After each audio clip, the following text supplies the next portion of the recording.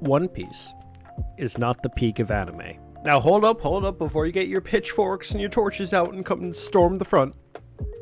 Let me explain what I mean. I recently watched a podcast called Life with Anime Podcast. Great guys, go check them out. They do a lot of anime content, and I'm trying to break into that market as well, so let them know when I'm over here.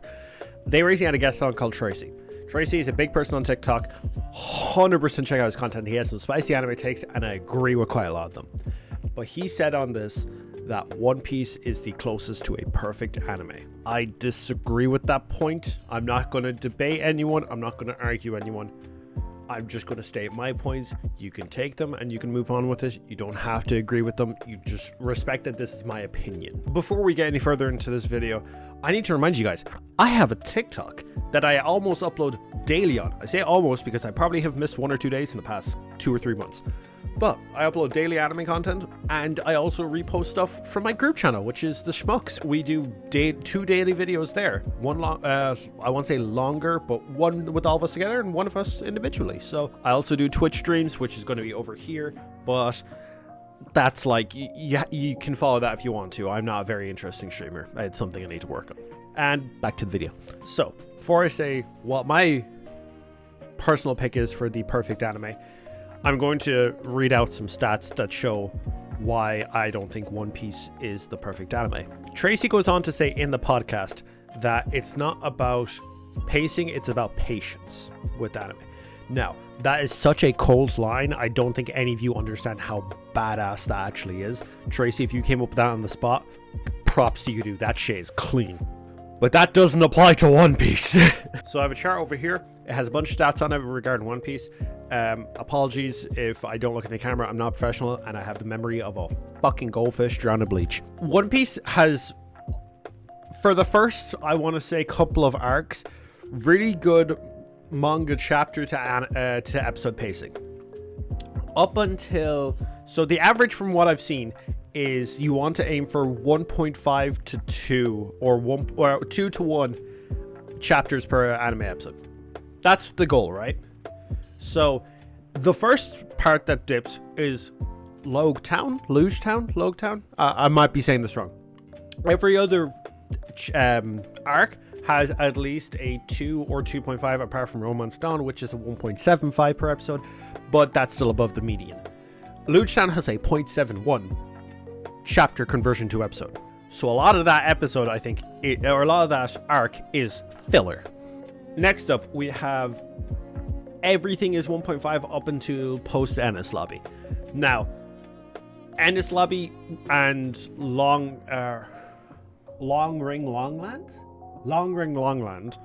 That's a fucking tongue twister. Long Ring Longland has a little bit below the median of 1.27 chapters per episode. I still think that's fine. I haven't seen a lot of people complain about that. Post Enies Lobby has less than a chapter per episode. How much of that is fucking filler? How much of that little post Enies Lobby is actually filler, and how much of that is anime original, or well, I'm going to say anime original content, because this is on the conversion of chapter to episode.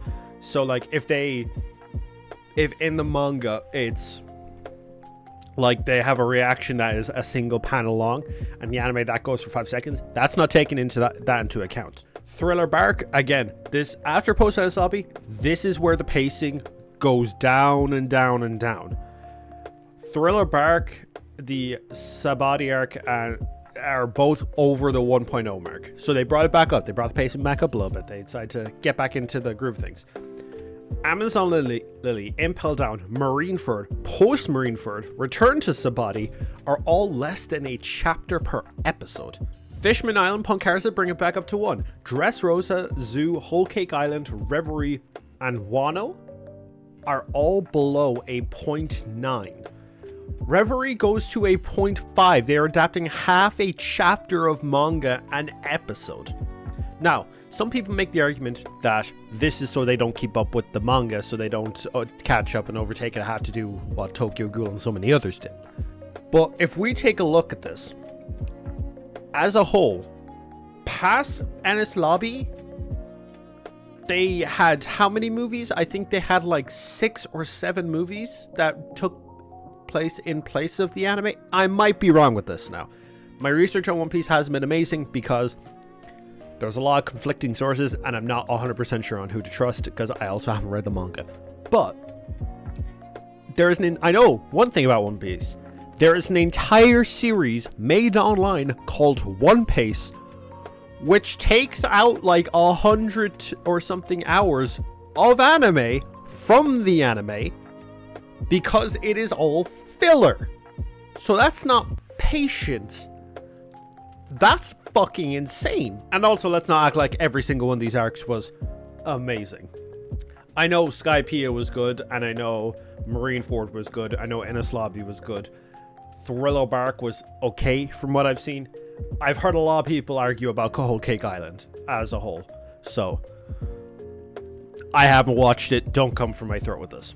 What I am going to say, though, is the two I'm picking are a bit on the shorter side. Both of them are obvious picks to me, but they might not be so obvious to everyone. My first pick is FMAB.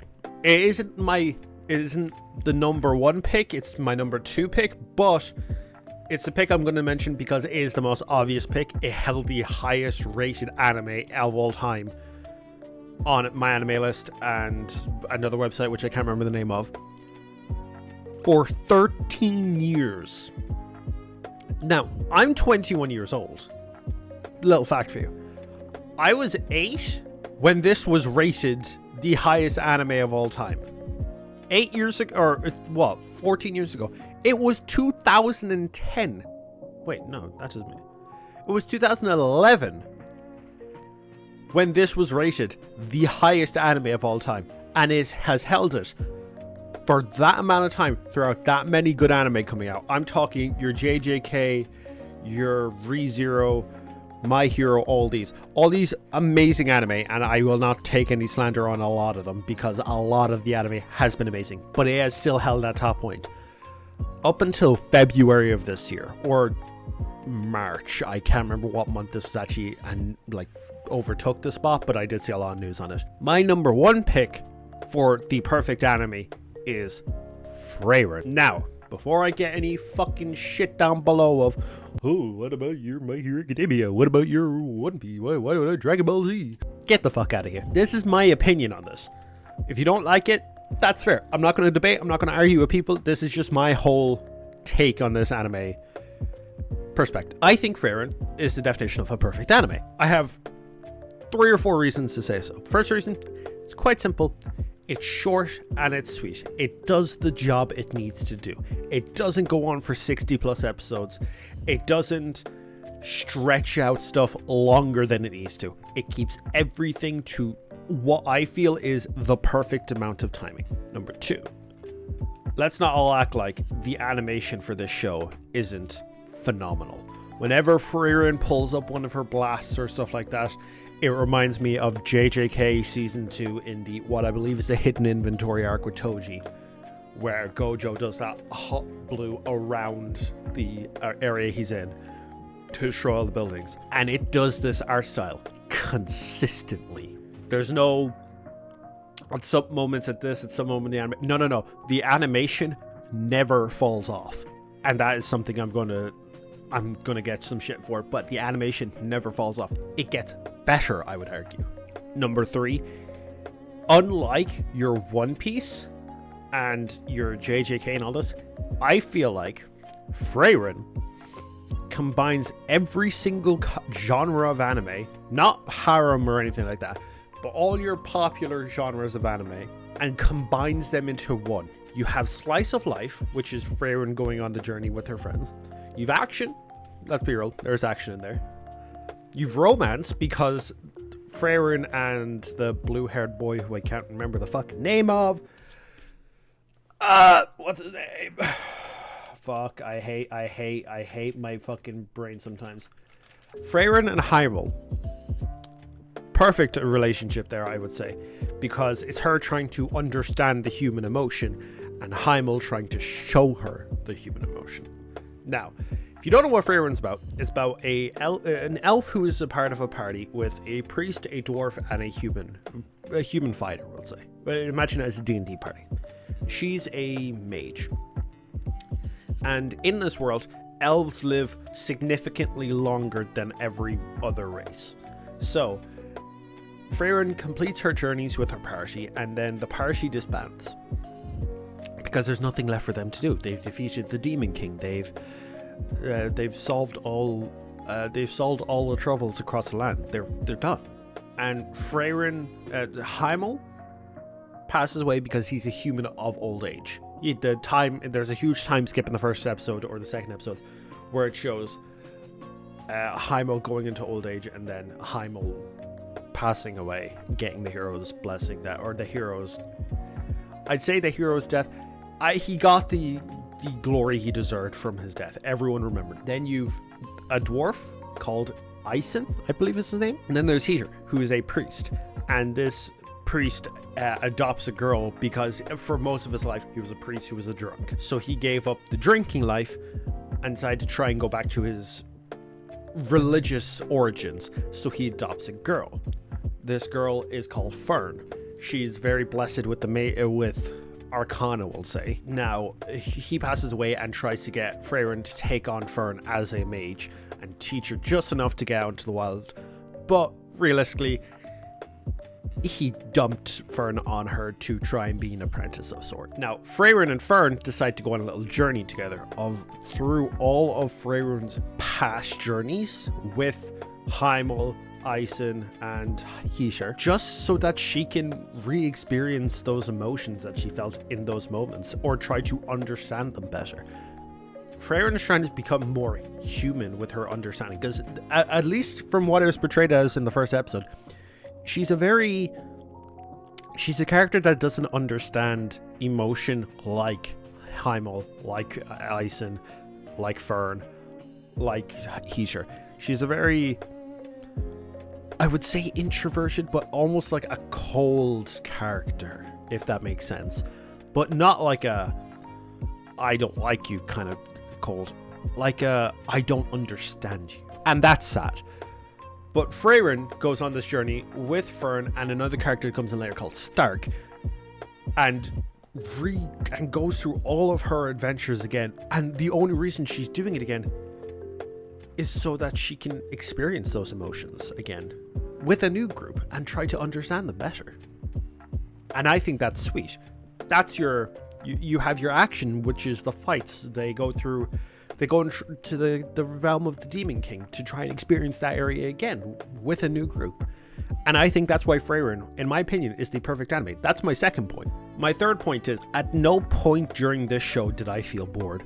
At no point during watching this did I feel like there's some parts that they could have cut out, or there's some parts they could have removed. No, like I watched the first 7 or 8 episodes on my way to Insomnia during March, and it was phenomenal. I cried a little bit. I can't even lie to you. It was sweet. And that's my third point for why I think Freyrin is the perfect show. And my fourth point, the community behind it isn't toxic.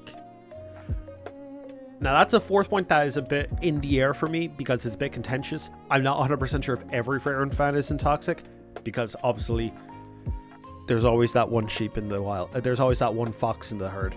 But from what I've seen, unlike the My Hero Academia crowd, unlike the JJK crowd, unlike a lot of these fan bases that have good people in them, but are just overshadowed by the amount of negativity that comes from those 1 or 2 individuals that are toxic in their fan base, I have yet to see any of that with Freyrin. That's one thing this anime does well. It doesn't give people a reason to be toxic. It doesn't say, if you say, my MC can beat yours, they probably fucking can. But I'm not watching this for the sake of the NPC is super strong. I'm watching this to experience their journey. Oh, but JJK is better at my shit. Okay. Sure. Am I? But again, I don't have to deal with that much trauma in this. I don't have to deal with half a city getting wiped out. I don't have to deal with the main characters sitting on the ground fucking clawing blood into his hands and crying his eyes out because he just nuked half a village. I'm watching this for a journey. Like, the beautiful thing about this community is that you don't need to compete with every anime. You just need to be the best version of you just need to create the best version of an anime, of an idea that you have. That's actually what I'm going to go with. You don't need to beat other anime. You just need to beat the version of yourself that you have set in your own mind. And that's why I think Frieren is honestly the perfect anime. But that's only my ideas. What do you guys think? And reminder, while you're down there, if you like this kind of stuff, please subscribe. Leave a comment of what you think the perfect anime is, or if you agree with me, because I personally just really like Frieren. It's just it's not even a guilty pleasure. It's just one of the ones that I really vibe with. And also, while you're down there, share around with some friends. I'm trying to get as many opinions on this as possible. And if you have any anime that you think is perfect but is a bit more niche, let me know. I have Discord as well in my bio that you can join, and I have an anime recommendations chat. I'm slowly making my way through that list. It's just a bit of a struggle.